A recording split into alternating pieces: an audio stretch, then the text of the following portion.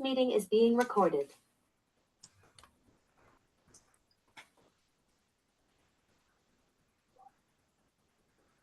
Good morning, ladies and gentlemen. I am Jeb Raitt, president of the Norfolk chapter, Sons of the American Revolution, and will serve as one of the co-hosts for today's event and the principal MC. We welcome you to our virtual commemoration of the 250th anniversary of the Burning of Norfolk. Please be aware that the entirety of this event will be recorded. Please mute your microphones unless you are actively speaking.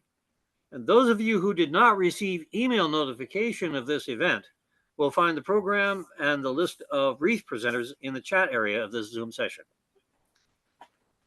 While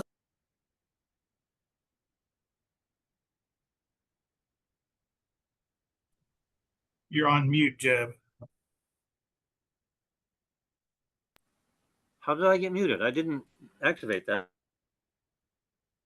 I think your link is slowed up. Those of you who did not receive email notification of this event will find the program and the list of wreath presenters in the chat area of this Zoom session.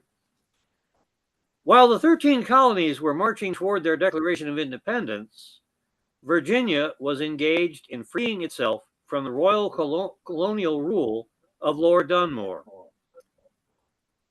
This year continues the 250th anniversary of the series of 6 events that led to his ouster, which we call the Road to Freedom.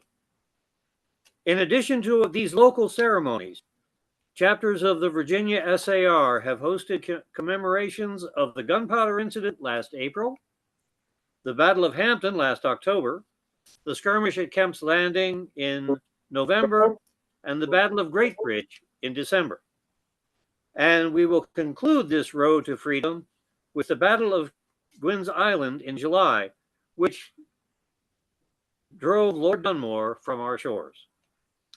This event is co-hosted by the Norfolk chapter C.A.R., the Great Bridge chapter D.A.R., and the Old Cannonball Society C.A.R.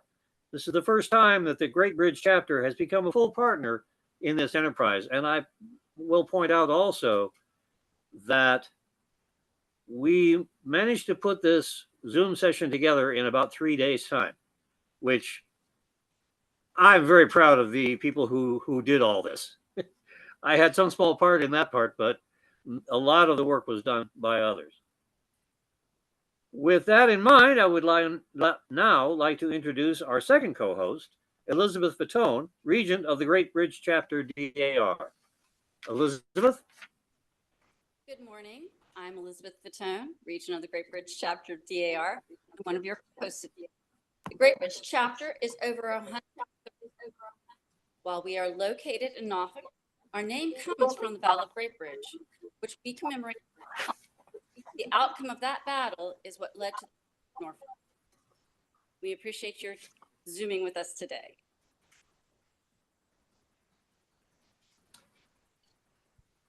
Thank you. I would now like to introduce our third co-host, Danica Pinkowski, president of the Old Cannonball Society, C.A.R. Good morning. I'm Danica Pinkowski, president of the Old Cannonball Society, Children of the American Revolution, and your other co-hosts today. This commemoration holds a special significance to me and my organization because we draw our name from the cannonball fired during the burning of Norfolk, which is now embedded in the wall of St. Paul's Episcopal Church. We are pleased that all of you have joined us today to help make this a special occasion. And I'm grateful for the opportunity to help host this event with the D.A.R. and the SAO.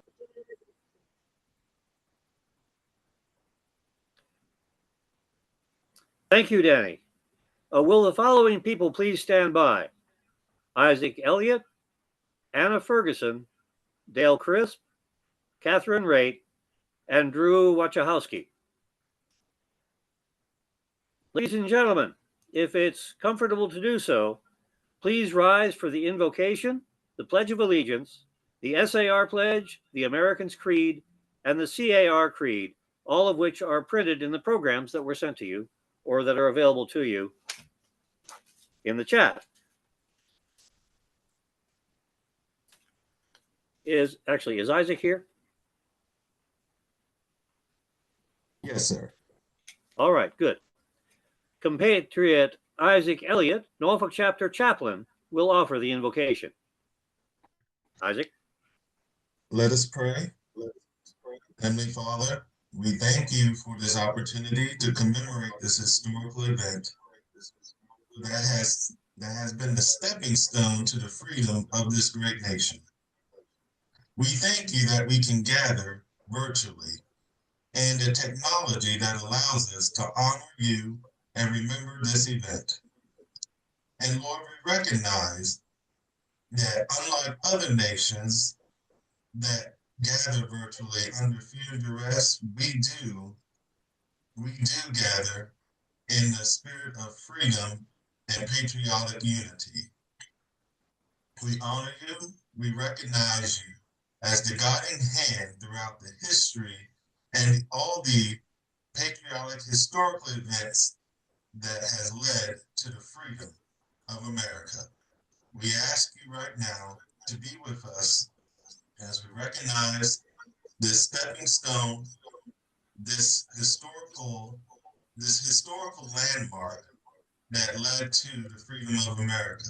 We pray, God, that we will be able to learn, glean more knowledge, glean more wisdom, Lord, and learn from this going forward.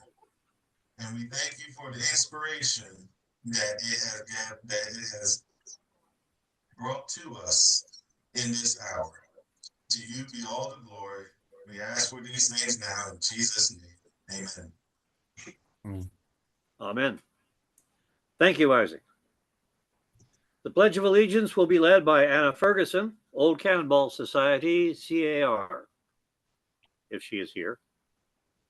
To the flag of the United States of America and to the republic for which it stands, one nation, under God, indivisible, with liberty and justice for all.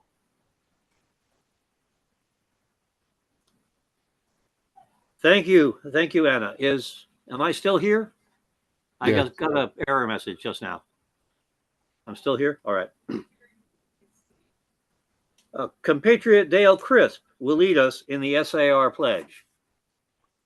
We, descendants of the heroes of the American Revolution, who by their sacrifice established the United States of America, reaffirm our faith in the principles of liberty and a constitutional republic, and solemnly pledge ourselves to defend them against every foe.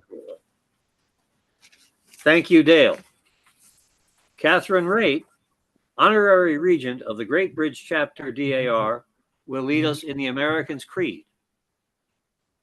I believe in the United States of America as a government of the people, by the people, for the people, whose just powers are derived from the consent of the governed, a democracy and a republic, a sovereign nation of many sovereign states, a perfect union, one and inseparable, established upon these principles of freedom, equality, justice, and humanity, for which American patriots sacrificed their lives and fortunes.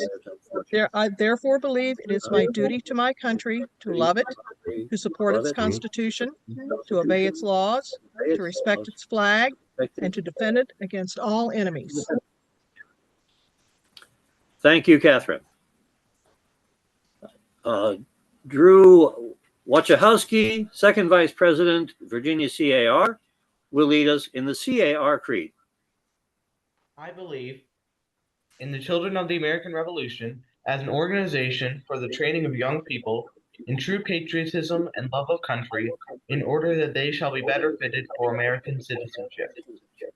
As a descendant of the founders of my country, I believe that my birthright brings a responsibility to carry on their work, and that as the boys and girls of 1776 took an active part in the war for independence, so that the boys and girls of today have a definite work to do for their country. As a member of the Children of the American Revolution, I believe it is my duty to use my influence to create a deeper love of country, a loyal respect for its Constitution, and reverence for its flag among the young people with whom I come in contact. Thank you, Drew. Ladies and gentlemen, please be seated. Has Father Fulop appeared? There is no participant by that name in the list. All right. I regret Father Fulop's absence, but sometimes that sort of thing happens. So I will skip over that. Dr. Kenny Alexander, Mayor of the City of Norfolk, has issued a proclamation in recognition of today's historical significance. The mayor was unable to attend, and Deputy City Manager Lavoris Pace was slated to read the proclamation. Is he here? There is no participant by that name on the list currently. All right. Pat Hannum, will you act in your capacity as substitute for that to read the proclamation?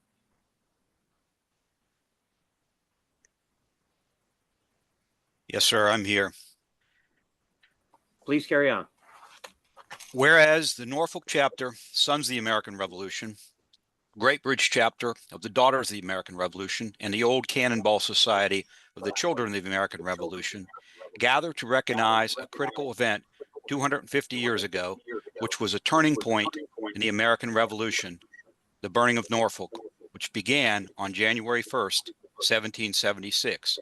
And whereas Lord Dunmore, the royal governor, offered freedom to enslaved and indentured, but only those of the rebels who would fight for the king, employed these men as soldiers and attacked Patriot forces at the Great Bridge, where they were decisively defeated, and unable to hold the borough of Norfolk, took refuge aboard ships in Norfolk Harbor. And whereas Norfolk, as the largest coastal port between Philadelphia and Charleston, it boasted a population triple that of the capital of Virginia of Williamsburg, and was the 8th largest city in North America, and a key port in the British colonial mercantile system, a closed trading system that was hated by the Patriots. And whereas unable to retake the city of Norfolk and denied food and water for his flotilla of nearly 100 vessels protected by British warships, on January 1st, 1776, Lord Dunmore ordered his ships to fire on the town to drive Patriots from the waterfront and out of the borough. Whereas the fires started by this bombardment were spread by the Patriot soldiers, destroying 2/3 of the buildings in the borough. And whereas there was no Patriot Navy to prevent the British from controlling local waterways, Norfolk and Princess Anne counties were exposed to reoccupation by British amphibious forces. And whereas reoccupation of Norfolk would allow for British basing operations and control of the critical Chesapeake Bay shipping that moved 40% of the commerce of the 13 colonies. And whereas the Virginia Committee of Safety ordered the burning of the surviving buildings to prevent the borough from falling into British hands, the remaining 1/3 of Norfolk's structures were destroyed, but only after inventory, allowing Patriot forces to move to a more secure inland location by mid-February 1776. And whereas the burning effectively ended opportunity for loyalist control of Virginia's Tidewater region, unless reinforced by large numbers of regular British land and maritime forces, ultimately forcing Dunmore to flee from Virginia waters. And whereas removal of royal colonial governance from Virginia allowed her political leaders to lead the movement for American independence in the Second Continental Congress on July 4, 1776, and established the First Virginia Commonwealth on July 5, 1776. Whereas it is appropriate for the people of Norfolk to join in this observation of this event, now, therefore, I, Dr. Kenneth Cooper Alexander, Mayor of the City of Norfolk, Virginia, do hereby proclaim January 31st, 2026 as the Burning of Norfolk Observance Day.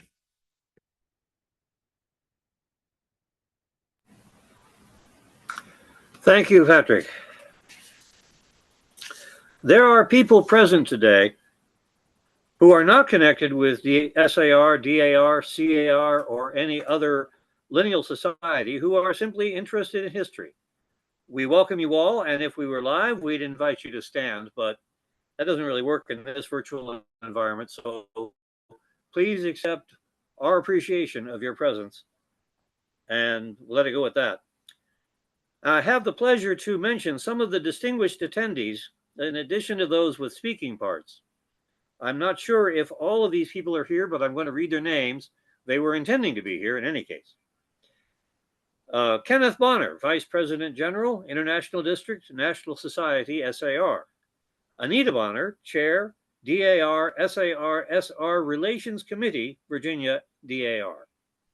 Darren Schmidt, First Vice President, Virginia, S.A.R. Dr. Kenneth Hawkins, Chair, Eastern Region, Virginia, S.A.R. Holly Lynn Schmidt, Virginia DAR State Chaplain and Virginia Brigade Commander, descendants of Washington's Army at Valley Forge. Lisa Davis, Virginia DAR State Treasurer. Dale Sayers, Virginia DAR State Parliamentarian and Parliamentarian of the National Society of Washington Family Descendants. Donna Crisp, Rear Admiral USN, retired, Patriotic Service Chair and Historical Activities Chair, National Society of the Colonial Dames of America. Philip Barnard, Governor, Virginia Society of the Orders of Founders and Patriots of America. Bruce Lawback, First President General, Past President General, National Society of the Descendants of the Signers of the Declaration of Independence. Fay Sobel, President, Virginia Society of the Daughters of Founders and Patriots of America, and Elizabeth Goodwin, Executive Director, Great Bridge Battlefield and Waterways History Foundation. Virtual applause, please, for these distinguished visitors.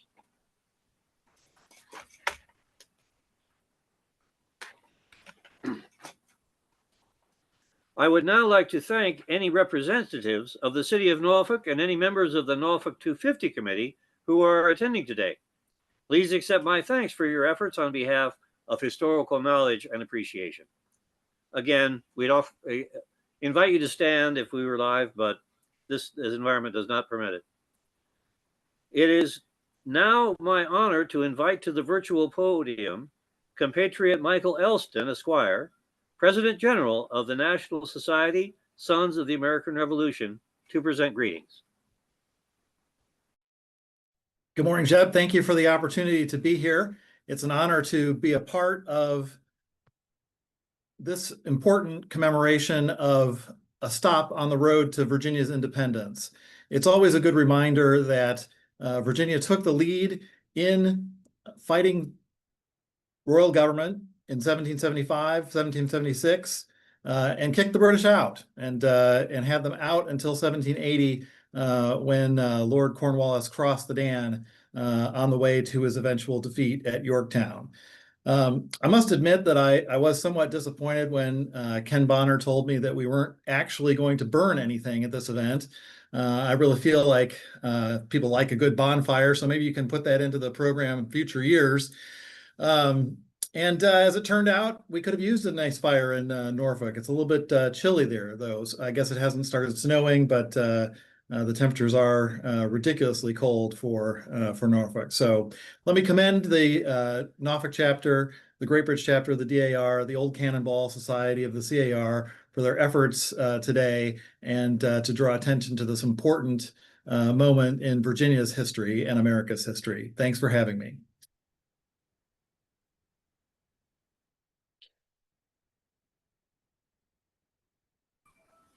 Thank you, Mr. President General. I now invite compatriot Dr. Michael Weiler, President of Virginia State S.A.R., to present greetings. Hey, Jeb. Ladies and gentlemen, greetings on behalf of the Virginia Sons of the American Revolution. My theme for 2025 was Virginia 1775, focusing on how our Virginia's historic heritage is connected in both time and place, demonstrating the unity of our historic patriot ancestors. Last month, we commemorated the Battle of Great Bridge, a battle that saw Governor Dunmore leaving town in a hurry, taking refuge on a British ship from which he began a bombardment of Norfolk by British ships, the details of which include the charges and countercharges as to who was to blame for the destruction of the city. So my question is, where does the burning of Norfolk fit into the history of Virginia? It fits in Thomas Jefferson's Declaration of Independence, which includes his indictment of the British Crown, including numerous accumulated grievances. Jefferson wrote one specific indictment. He said, quote, "He has abdicated government here by declaring us out of his protection and waging war against us. He has plundered our seas, ravaged our coasts, burnt our towns." Jefferson's words, written 5 months after the burning of Norfolk, suggest that this indictment came directly from Dunmore's attack on Norfolk, the only town in America completely destroyed during the Revolution. We honor today those patriots who fought for our liberty 250 years ago. God bless the United States of America. Thank you. Thank you, Mr. President. I now invite Susan Phillips Dewing, Virginia D.A.R. Vice Regent, to present greetings. Good morning. As we gather to commemorate the burning of Norfolk, a pinnacle and sobering moment in our nation's history towards independence, daughters of the American Revolution were submission and endured profound loss in pursuit of self-government. The destruction of Norfolk reminds us that the American Revolution was not only fought on battlefields, but also in homes, communities, and hearts willing to risk everything for the cause of freedom. As we pause to remember this event, we honor the displaced civilians, the patriots who stood firm in the face of hardship, and the resolve of Virginians whose actions helped shape the course of history. Their courage speaks across the centuries, challenging us to reflect on the true cost of liberty and our shared responsibility to preserve and protect it. May this commemoration deepen our understanding of the past, strengthen our appreciation for freedoms we enjoy today, and inspire us to carry forward the enduring legacy of those who came before us. Thank you. Thank you, Madam Vice Regent. And finally, I invite Drew Wachowski, Virginia Society C.A.R. Second Vice President, to present greetings. Good morning. My name is Drew Wachowski, VSCAR Second Vice President, and on behalf of Virginia C.A.R. State President Meredith Hopkins, I am honored to bring greetings today and to commemorate the 250th anniversary of the burning of Norfolk. As we know, the burning of Norfolk was a last resort cause for the Patriots.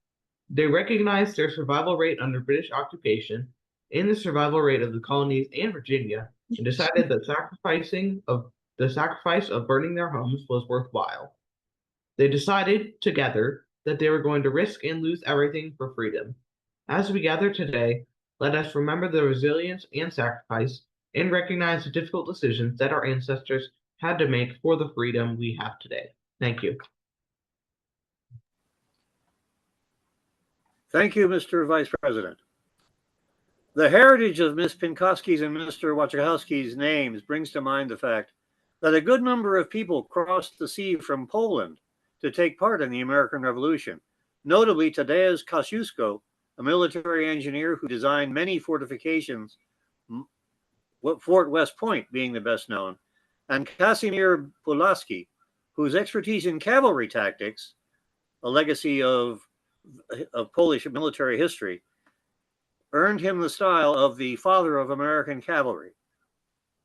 The American Revolution was truly a world war. Over to you, Elizabeth.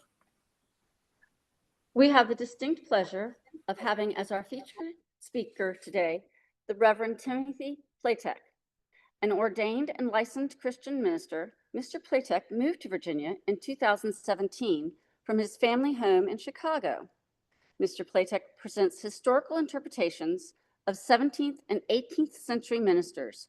One of his favorite being the Reverend Thomas Davis, Jr., who served many Virginia parishes from 1773 to 1812, including the Borough Church, now St. Paul's, in Norfolk during the burning of the town in January 1776. Mr. Davis also serves as a chaplain during the War for Independence in a similar manner. Mr. Platek serves as the Continental Army chaplain for the historical reenactors organization known as the Continental Line, as well as for the local 7th Virginia Regiment. He has appeared in films, audio dramas, and at the Great Bridge Museum. He does speaking engagements, holds historical church services, and has a YouTube channel devoted to historical ministry. Reverend Sir, the virtual podium is yours. Well, thank you. I trust all can hear me today, and welcome to you all. As of course, as a minister and preacher, I'm normally used to speaking to a live audience, but today things are a little different, but I trust it'll work out just the same. So we're here today to discuss and talk about the events of January beginning 1st, 1776. But I think for this story for myself, I must go back a little bit further, to actually 1745, for that's the year I was born. I was born in a town called Leland in Lancashire County, just outside of Liverpool. My father and my uncle were both Anglican priests. And my father took the holy orders and was ordained and sent to Virginia to begin his ministry. And I heard that it was quite the ordeal, the travel, but of course, I don't remember. As a young boy, I probably enjoyed the Rocky Seas. Now, we arrived in Virginia. My father's first parish was called Warwick Parish, which now you would probably call Newport News area.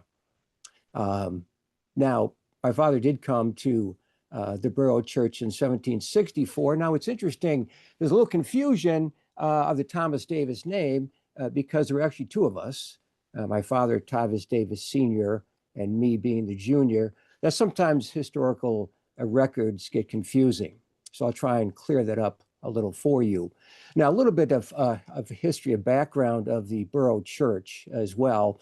It was 1734, I believe it was, where the vestry sold the borough lands, 86 acres of borough land in Norfolk, to a merchant, last name was Smith. And I believe they sold that because the land was really unprofitable for growing tobacco and crops in that year. The church itself, as it stands, the Borough Church as it stands right now, was completed in 1739 at that time. Now, interesting enough, there's a note here that I will bring up a little bit in a few minutes later, but it was an act of 1741 at the Borough Church. The vestry had required the men to bear arms at church for the protection should there be any attacks at that time. Now, it's interesting to note that even though we had no glebe land at the time, by 1764, there was a resolution that was passed by the House of Burgesses, and this was on January 21st of 1764. In that, they said this, point 3, to empower the vestry of the parish of Elizabeth River in the county of Norfolk to purchase and improve lots in the borough of Norfolk for the use of the minister instead of a glebe, and to pay their minister's salary in money instead of tobacco. Now, interesting that we did have some buildings as use for the ministry in Norfolk. The other interesting thing is that most times parishes would pay their ministers in tobacco. And then, of course, you had glebe land, so you were able to raise crops, raise tobacco, and sell those to supplement your income. And being that Norfolk didn't have that, it was voted that would pay the minister in money instead of tobacco. Now, a little bit of background on me, of course, also, as we all know that there are many things in life that shape us to who we ultimately become. Things that influence us, things that impact us, particularly when we're young, that help shape the people that we become with the minds, the thoughts, the hearts, what we do, what we say. And I'm no different in that. For my father, of course, being a priest of the church, and as you must know, when you are ordained to the Church of England, has to happen, of course. Even if you're living in the colonies, it must happen in London. And the reason being for that is there were no bishops, no Anglican bishops at the time in Virginia. And some may wonder, well, why was that? And the rationale being that Americans, even the church, was already becoming an American nation. They were Americanized. The church and the parishes were run by the local vestry. Your local vestry where, of course, your local ministers, of course, your local officials, government officials. And so they held the power, the church held the power, not only of the borough itself or the colony here in Virginia, but the church as well. So we did not, even at that time, want an outside representative representing us, being that it was a church of England.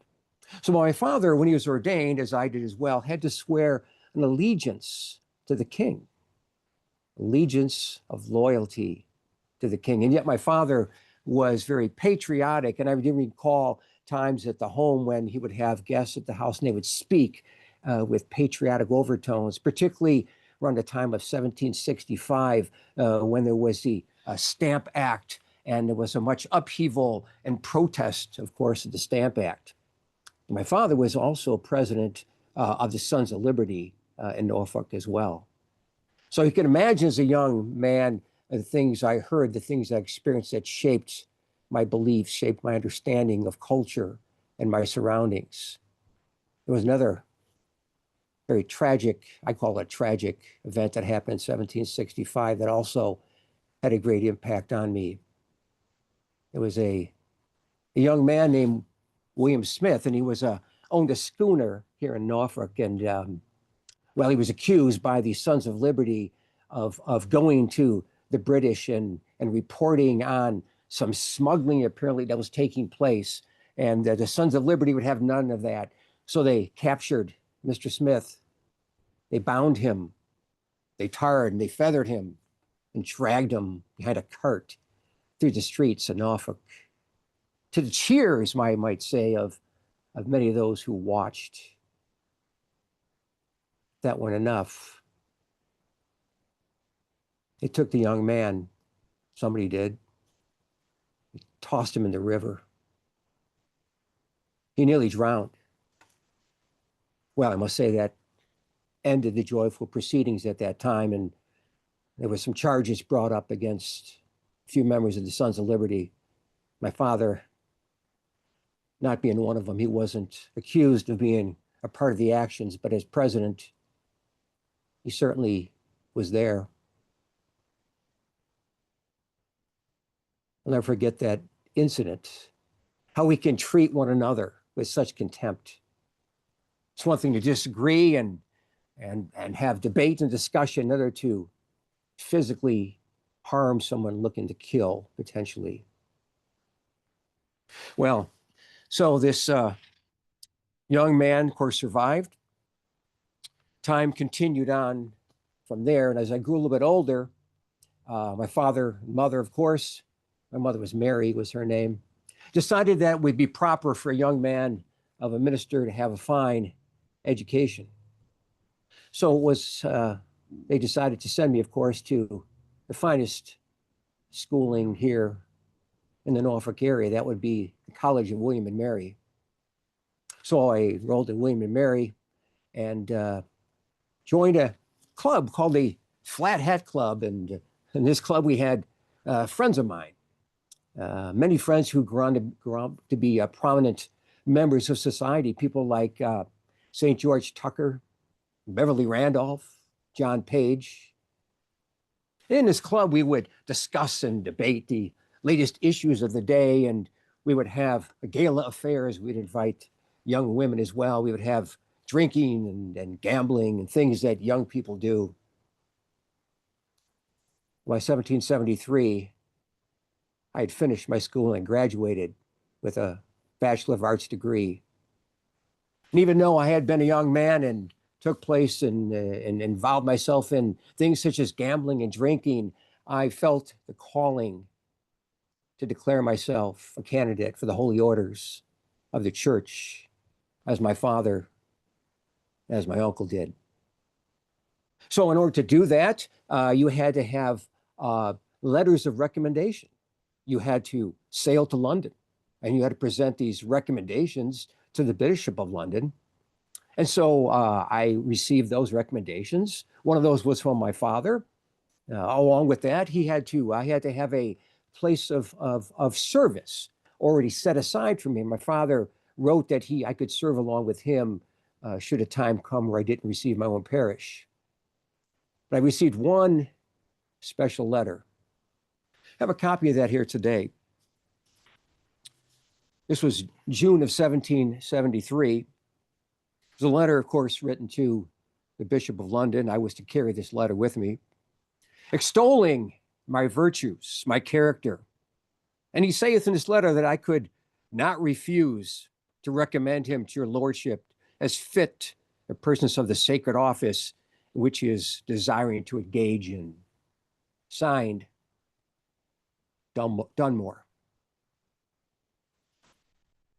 Governor Dunmore gave me this letter as a recommendation.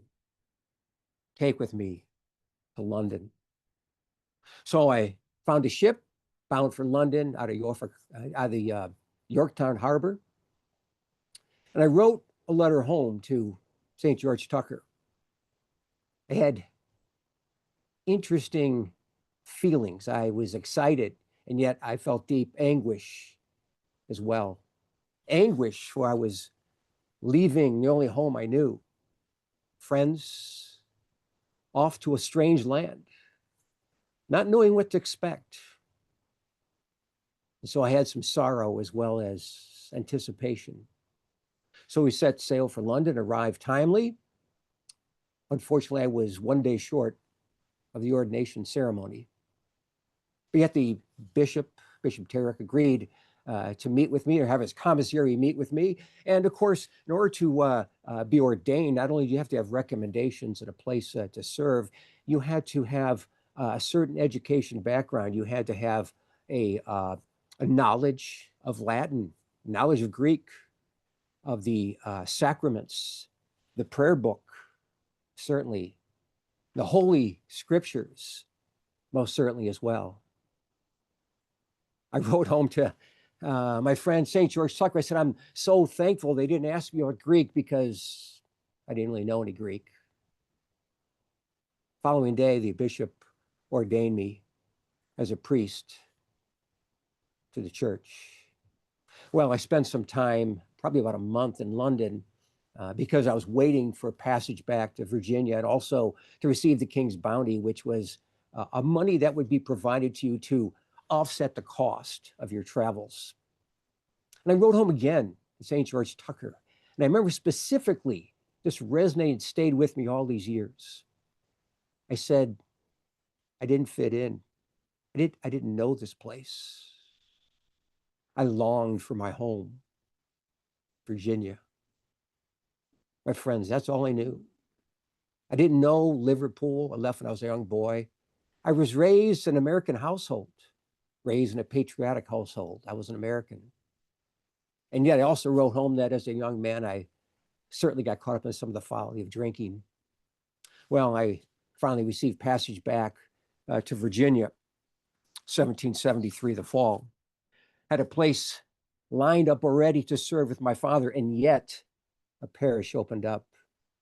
Hunger's Parish on the Eastern Shore had an opening for a minister. Of course, I was excited, ready to begin ministry, felt worthy, felt prepared for my first parish.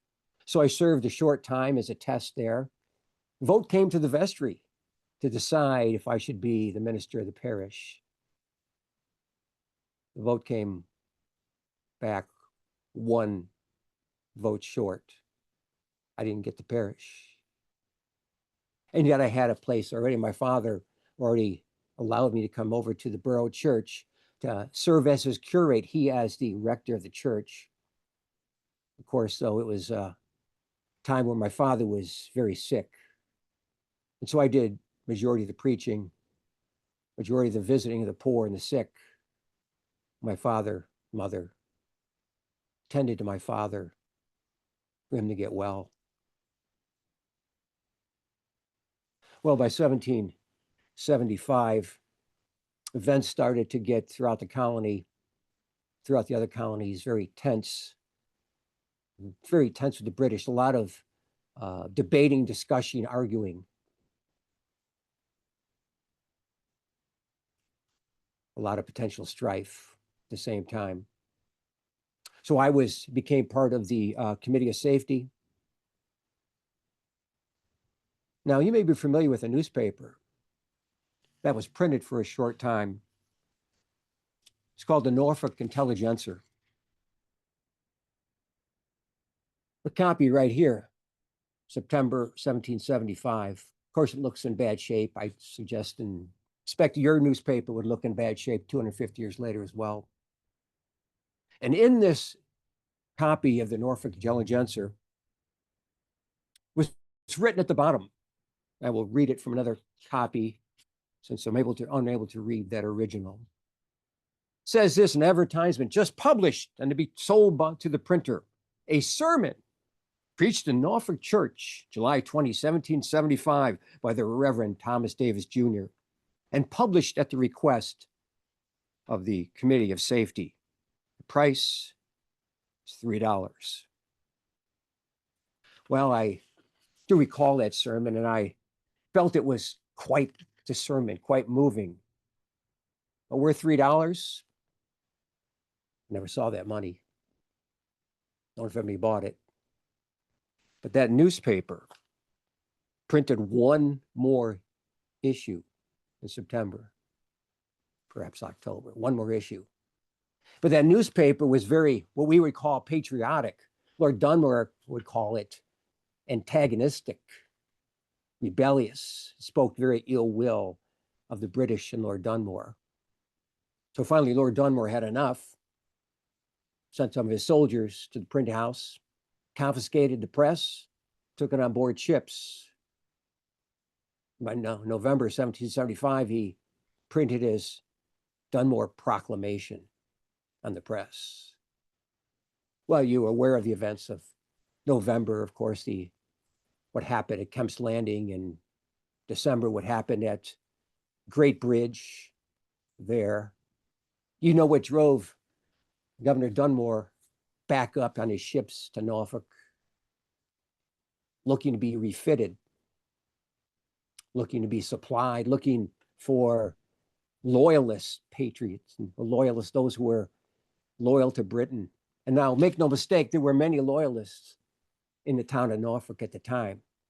And you can imagine being a minister of the borough church, how difficult that was when you had a lot of patriotic enthusiasm, a lot of rebellious enthusiasm, and a lot of outspoken loyalists as well. December 31st, 1775. Very interesting day. It was a Sunday.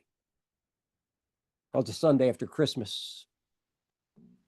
We gathered into church that day for service as we do.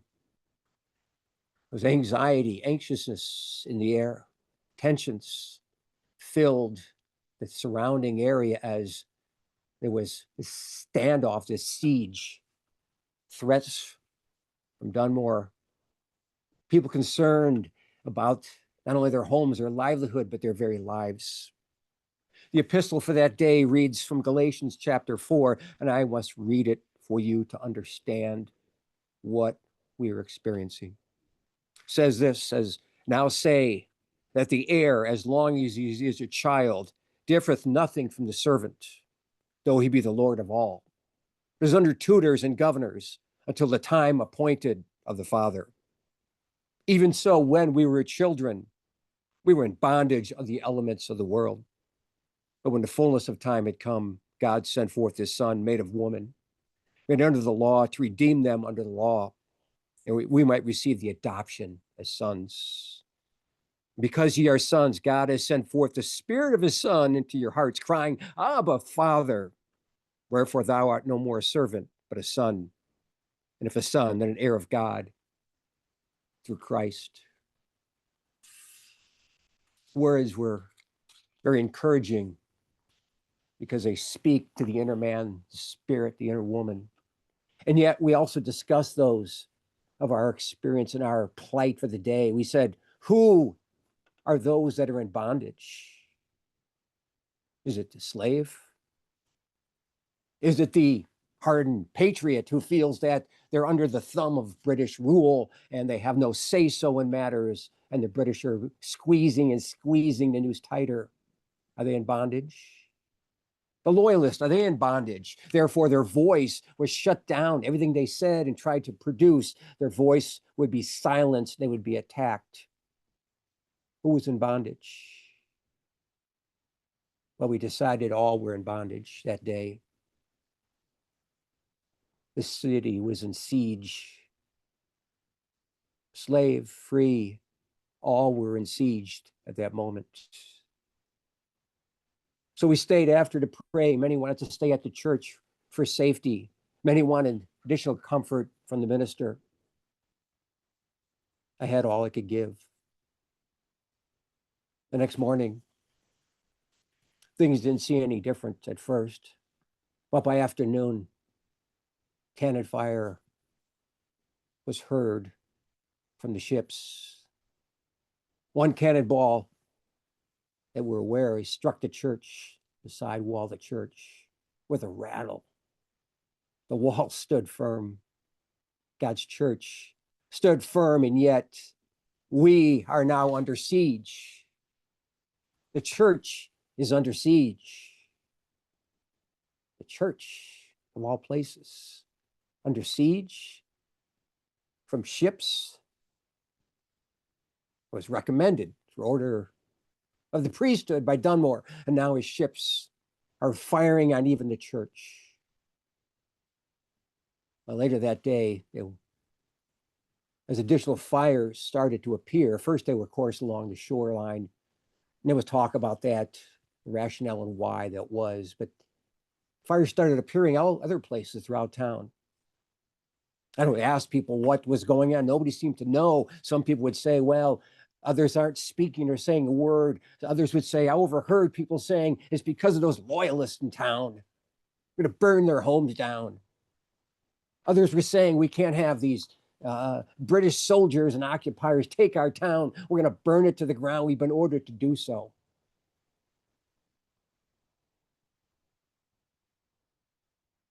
The town did burn to the ground. The church survived. The outer wall survived. See, the roof, the interior destroyed. People left. There was no church. Our homes were destroyed. So my mother went out to Suffolk. I will share a little bit about my story. There's much more to tell, but I want to give you a sense of a little bit more of the circle of a man's life. At that point, I joined up to be a chaplain in the Army. I became chaplain of the 1st Regiment of Light Dragoons. We mustered out of Williamsburg in the year 1776, December. I was commissioned as chaplain. As course, I still have that commission paper here. We marched up to Philadelphia, where we paraded through the town of Philadelphia. We made our way then to Morristown, New Jersey in January 1777, missing Battle of Trenton and Princeton. And yet I was served for about 2 years as chaplain, rode home to St. George Tucker at one point, and I saw what was going on. I saw the resolve of our soldiers. And even though we were at a loss many times, I rode home and said, I believe that our freedom is not long away. It shall be had. Well, I was released from service in the military for a variety of reasons, mainly because I wasn't needed, because dragoon troops don't stay in camp. I wasn't able to do church service, so in order to save money and allow me to go back to a church I was at in St. Stephen's, they released me from service, went there. I made my way up then eventually to Fairfax Parish in 1792. I had a very important and kind of famous churchgoer there named George Washington. George Washington donated money in the honor of Minister Davis to the church. He donated money to give him for an organ. A couple other times I was with Mr. Washington. One time in early of 1799, on his president's birthday, for a chance, we came over for a festival and a dinner. And at the time, I was able to perform the marriage ceremony of Washington's nephew, Lawrence Lewis, and Martha's granddaughter, Nellie Park Custis. What a day it was, the wedding day. I spent the night at Mount Vernon and went back from there up to Alexandria. However, in December 1799, you're all aware of that fateful day, December 14th. The great man, the president, was out riding, looking over his fields and examining what was happening that day. It was a cold, rainy day riding through. He came back to the house. And as a proper man, he went to eat.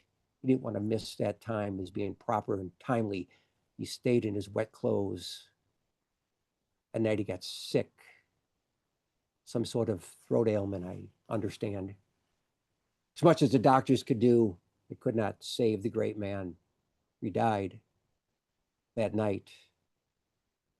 Tobias Lear, his secretary, came to the church and requested that I come a few days later to help officiate the funeral for the great man. So I came for the funeral. They laid him in a coffin, lead-lined coffin, paraded past the home down towards the crypt. Came ready for the time of the ceremony. I opened the prayer book for the burial of the dead, read these words: I am the resurrection and the life, saith the Lord. He that believeth in me, though he were dead, yet shall he live. Yet shall, for there liveth and believeth in me, shall never die. And there I gave a short sermon. Went on my way back to the church. The church in Fairfax was filled with some joy, but a lot of sorrow. The loss of a great man. In 1802, his wife, Martha, passed away as well. I was called to officiate that funeral service as well. 1804, lost someone even closer. My wife passed away, buried on the grounds of Christ Church in Alexandria. Well, I longed for home, for I grew up. By 1806, I came back to Elizabeth River Parish. The borough church, not the same. It was rebuilt in 1785. But after that time, there was essentially two different parishes meeting at the church, and a dispute over the church, and there was a split. Another church was formed, borough church. Congregation dwindled down. From that point on, the church became a Baptist church for a while. So when I came back in 1806, we were not meeting at the borough church, another church. And yet, you might think I would have stayed there to the end of my ministry. What a great place to be back. And yet, I stayed for only 1 year. Written in the ledger of the church, dated August 1807. It's a ledger paying out to those due funds from the church here at Christ Church. $250 paid out to the Reverend Davis. I seem to recall that was my last payment at the church. Now, by the turn of the century, Norfolk, about 400 homes, I believe, had been rebuilt. About 3,000 people in the town. And yet, why did I leave? I will tell you a little about the end of my life, why I left. Hunger's Parish once again became available. I presented myself as candidate for Hunger's Parish. Vote of the vestry came. And this time I was accepted.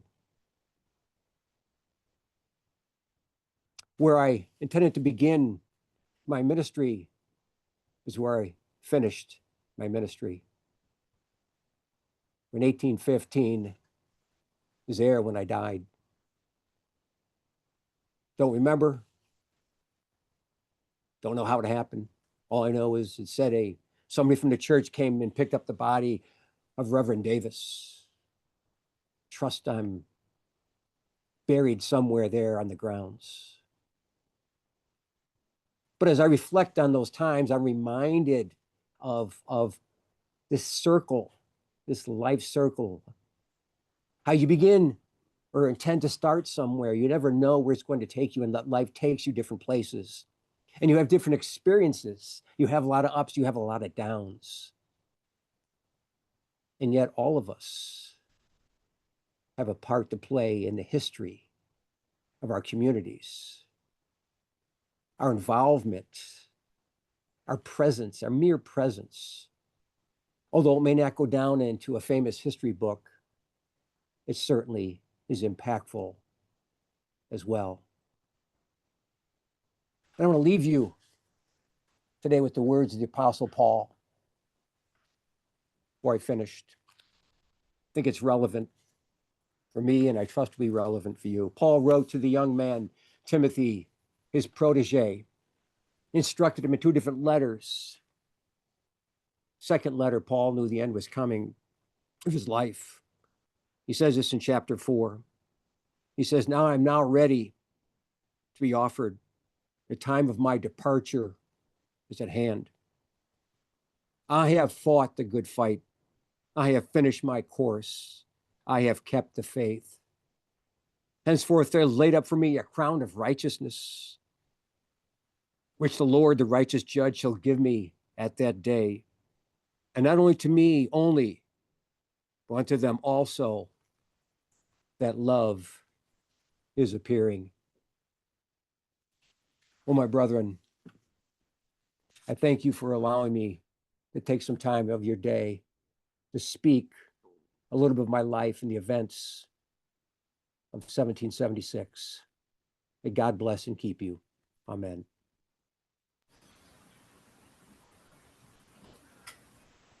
Amen. And thank you for that wonderful talk, Mr. Platek. We have a certificate of appreciation and some gifts for you. Yes, well, sure I thank you very much for anything. Yes. We will get them to you at your first convenience. Well, I trust it won't be in the snowstorm. No, not that soon. But thank you so much. And so, no hurry. I'm just really thrilled and glad to have this opportunity to come and speak to you all. That's more important. But I do thank you for your kind gesture. Well, you're very welcome. We will get these things to you at your first convenience. I don't know if you could, if the video picked it up, but I obtained this from the St. Paul's Church, and it is a new. It's a new old book. The book was actually published nearly 100 years ago, but it is that is a fresh copy. So before Excellent. proceeding to the wreath laying, we do have a pleasant duty to perform, and first I will invite State President Weiler to present his awards. Mr. President.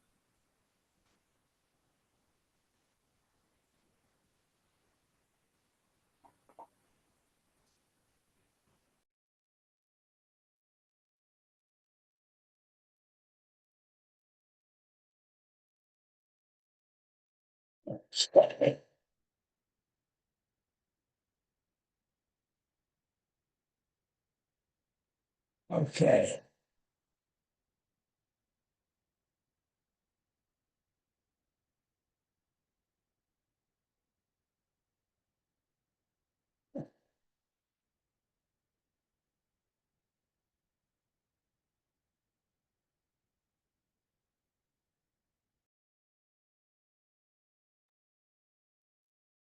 Well, I'm unmuted, but it doesn't unmute. We can hear you and see you. You are good to go. Okay. Ken Hawkins?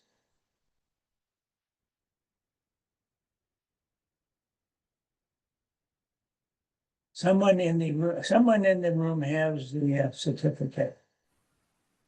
Yes, I have them ready. As soon as you're ready, I'll pull them up. Please do. I have two. I don't know which one you're doing first. So go ahead and start and I'll pull them up according to whatever you introduce. Okay, okay. Give me the names that are on the certificates, please. Show me the certificate.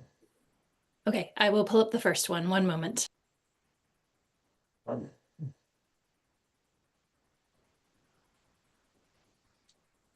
This one is for Elizabeth Latone, if she would come front and center to the podium. Medal of Appreciation is awarded to Elizabeth Latone. Grateful recognition of her outstanding service to the Sons of the American Revolution. And right now, of course, we're thinking one of the most recent, her co-hosting at Great Bridge. That was well done. Thank you very much, Elizabeth.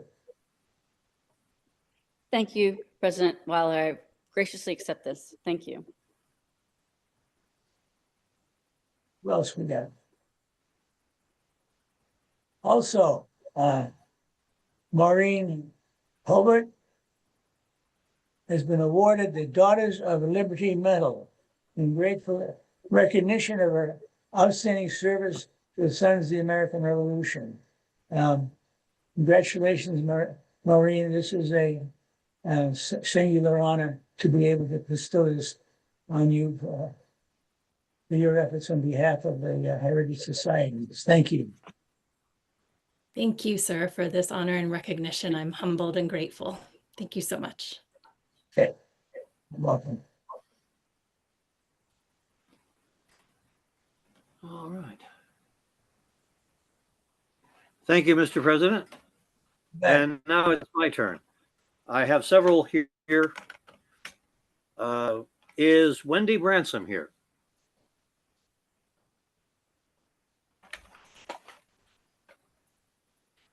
She is. She's online. Wendy, if you can unmute. If you're still. I'm here. There you are. I just didn't want to see me, so I went and listened and did other stuff. Oh. Okay. All right, Jeb, she's here. All right. Wendy Bransom, you are receiving a certificate of appreciation for exemplary service in the skirmish at Kemp's Landing commemoration. Thank you very much for your assistance at that event, and I give you my personal congratulations as well. Thank you, Deb. I appreciate that very much. Is Suzanne Camden here? She is. Suzanne, you want to come off mute and come on camera? I am here. Excellent. Suzanne Camden, you are receiving the Martha Washington Medal for outstanding service to the SAR. Oh my gosh, I'm honored. Thank you. You are very welcome. Wow. She's not answering the she's not to the. She works at the. Now okay, is Susan Fuller here? She is. Susan Fuller, do you want to come off mute and come on camera, please? Hello, can you hear me? Yes, indeed. I Yes. hear you. Susan Fuller, you are receiving the Martha Washington Medal for outstanding service to the SAR. Well, thank you. I appreciate that very much. Thank you. Well, your service is appreciated, and we thank you. Is Bobby Joe Hudspeth here? I do not see her logged in on the She is not here list. today. She is ill. Oh, well, this will wait then. Okay. Is Maggie Minyard here?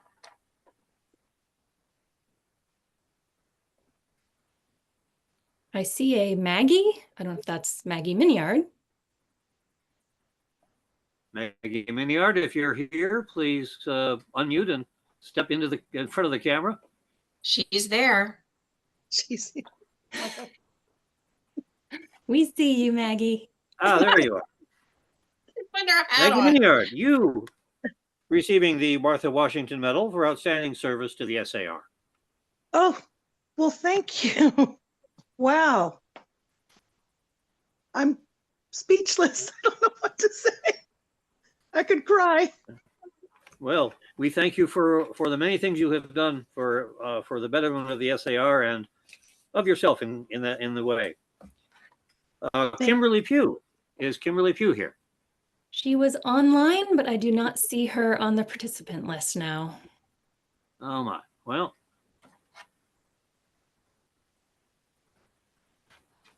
is Winnie Ribeiro here? She is on the participant list. Winnie, you want to turn your camera on or come off mute? Come off mute. Hear Come me? up. Let me. Present yourself, as I could say. All right, I'm here. Winnie Ribeiro, you are receiving the Martha Washington Medal for outstanding service to the S.A.R. Wow, thank you so much. I'm really honored. I'm touched.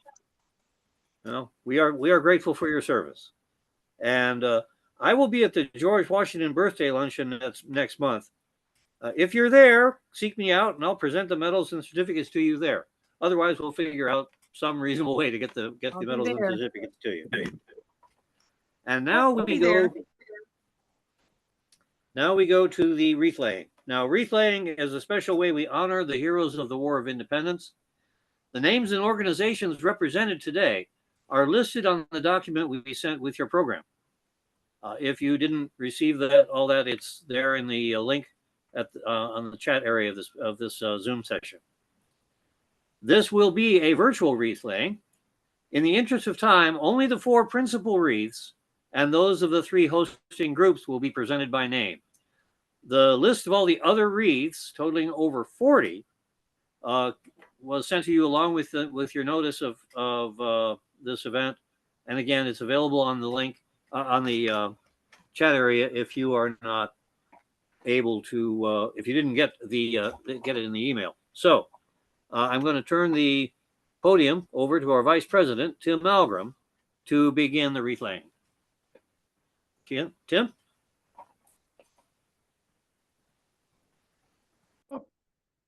Thank you, Jeb.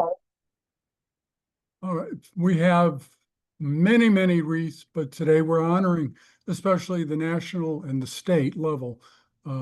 National Society Sons of the American Revolution, Michael J. Elson, President General. The Virginia Society Sons of the American Revolution, Dr. Michael Weiler, President.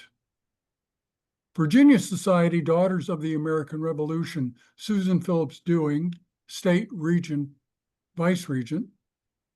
The Virginia Society Children of the American Revolution, Drew Wachowski, First Vice President.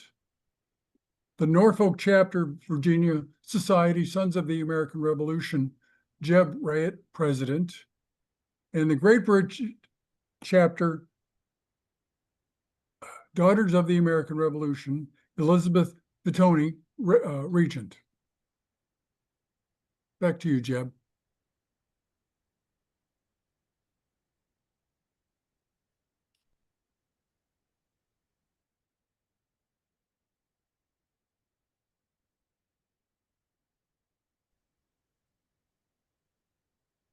And Jeb, your microphone is muted.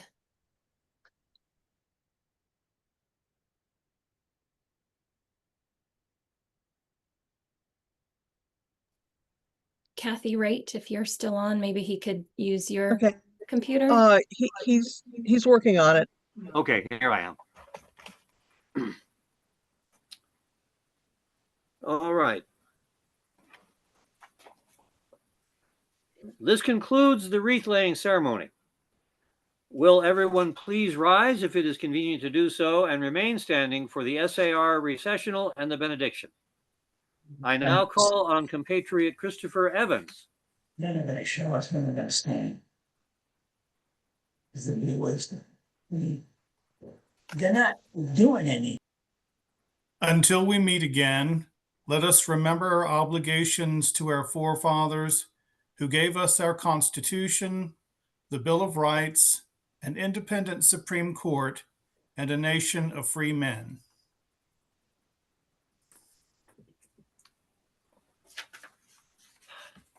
Thank you, Christopher. I invite Morgan Beck of the Great Bridge Chapter D.A.R. to offer the benediction.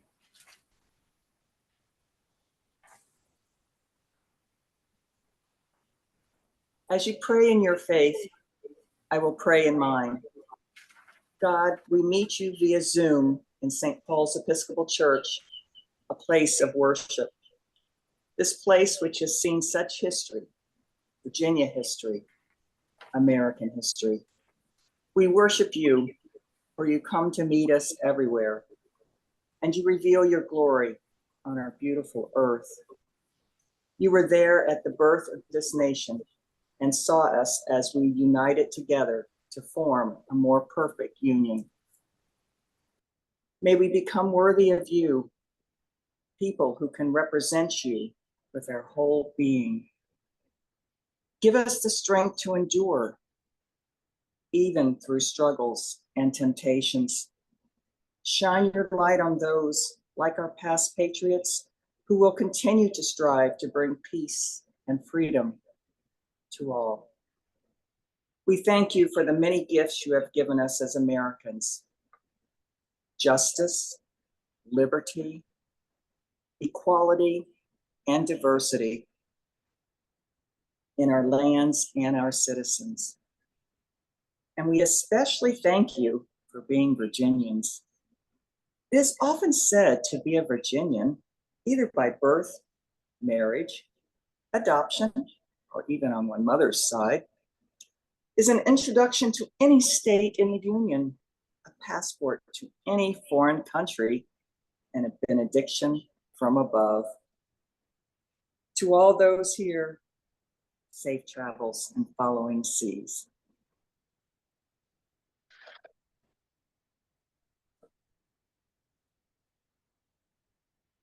Thank you, Morgan. That was very well thought of and very well delivered. Ladies and gentlemen, this concludes our commemoration of the burning of Norfolk, but I have some closing remarks here. We want to thank the rector and staff of St. Paul's Episcopal Church for graciously allowing us to use their beautiful and historic nave, where the ceremony would have been held, but for the, well, what we expected to be inclement weather, although it has held off this long. But we made this choice out of an abundance of caution. I strongly recommend a visit in balmier times. It is a beautiful church and worthy of a visit. I thank the many people who took part in this landmark ceremony, including the members, especially the members of the event committee: Robert Bruce, Ken Hawkins, Patrick Hannum, Robert Hitchings, Tim Algren, Tracy West, Chris Melwish, Elizabeth Fatone, and Danica Pinkowski. Special thanks go to those whose behind-the-scenes work made this event run much more smoothly: Catherine Raitt, Bruce Meyer, Maureen Holbert, Renee Starling, and Stacy Wachakowski. And I thank you for your attendance. May you stay warm and dry during this cold time, and I bid you a good day.